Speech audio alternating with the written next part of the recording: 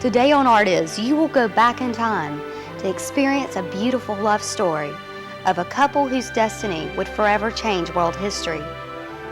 Nicholas and Alexandra, the last imperial family of Tsarist Russia, an exhibition which represents the unprecedented collaboration with the State Hermitage Museum of St. Petersburg, the State Archives of Russian Federation of Moscow, and Broughton International.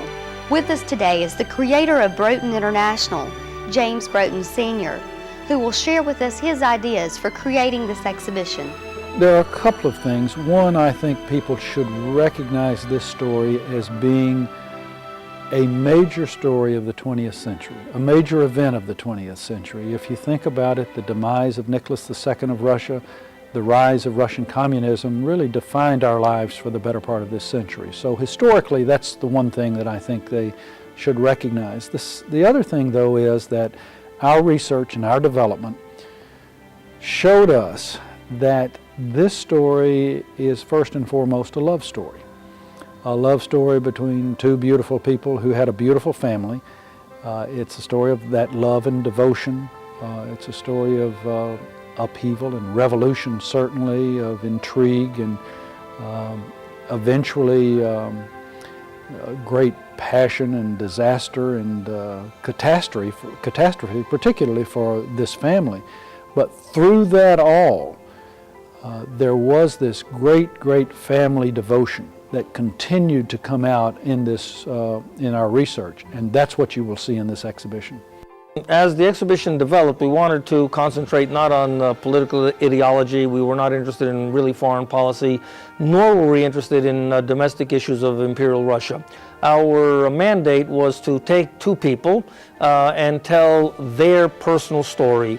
The title of our exhibition therefore says it all. It is called Nicholas and Alexandra, the Last Imperial Family of Tsarist Russia. So if you just take our title on face value, you see that we are getting rid of issues of World War I. We're getting rid of issues of Nicholas's involvement with the more progressive forms of his government, the more radical forms.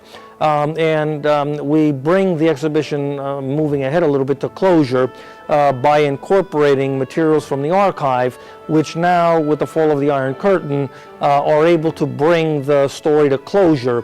The popular historical works that were written even a decade ago were not able to make that conclusion because the evidence was not readily available. So as you go through our galleries, there are 14 of them. We begin in Gallery 1, and we call it the Royal Couple. And here we have the love affair of Nicholas and Alexandra. There are objects in our exhibition, wonderful love letter Alexandra writes to her husband. It's in English. She was the grandchild of Queen Victoria of England. Her mother died when she was 6, so as a result, English became her preferred language. And what we're looking at then is the loving couple, the royal couple in Gallery 1. We've got this great letter that says, "Nicky, darling, I love you," and you can read that with your own two eyes. So the gallery begins then with the two protagonists, Nicholas and Alexandra. The second gallery deals with the royal houses of Europe, and we just try to make a point there that they are both, Nicholas and Alexandra, are basically related to every royal family in Europe at the end of the 19th century through a very series of intermarriages. And the key players in that, again, are going to be King Christian of Denmark, the 9th, the father-in-law of Europe. 4 of his own children, 2 sons, 2 daughters, went on to be monarchs in their own right. We talk about Queen Victoria, and we deal with Alexandra's family. She was born into the German Principality of Hesse-Darmstadt. That sets the stage for where they are in the royal pecking order. Gallery 3 deals with the young Nicholas. Here we try to show a little bit about his life, what it was like. The documentation, because it's from Russia, is more heavily weighted in favor of Nicholas than it is in Alexandra. This gallery includes some rather spectacular watercolors that Nicholas did before 1893. An accomplished artist. I mean, the guy really had a lot of talent.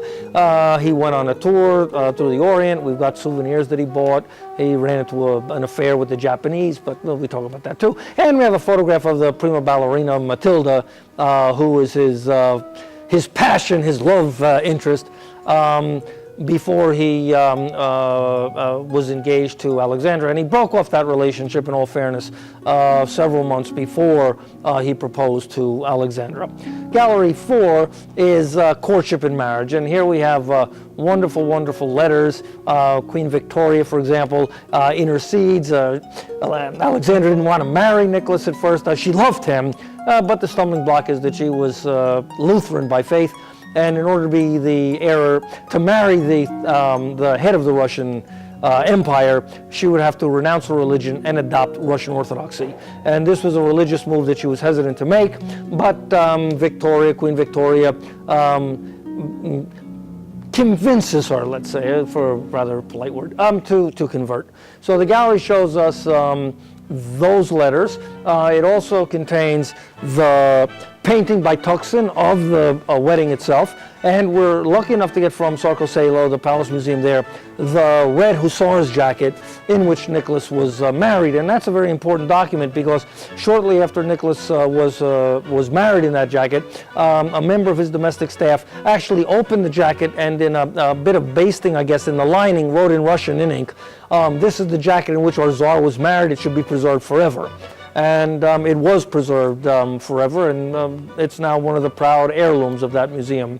We come then into the coronation, which is Gallery 5, it's where we're standing.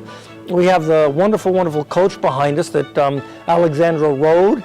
Nicholas writes in his diary, "Oh, what can I say about the coronation? It was a wonderful thing. This could only happen in Moscow. I rode on Norma, i.e. his white charger, his white horse. Mama was in the first carriage, and Alexandra, my wife, was in the second carriage. This is a carriage made for Catherine the Great, 1793, and thereafter was rolled out on state occasions. And it was last used for the coronation of Nicholas, Alexandra writing in it 1896. The room also has a panorama by a genuine Renaissance man. His name is Piasecki. He was a physician by trade, also was involved in a lot of other humanitarian endeavors, and he spent 4 years trying to finish up his sketches, and he shows the sequence of events in St. Petersburg in this wonderful mural, which is now unrolled for the first time in this century in this American venue. Experience the beautiful workmanship of Fabergé when we return on Art Is.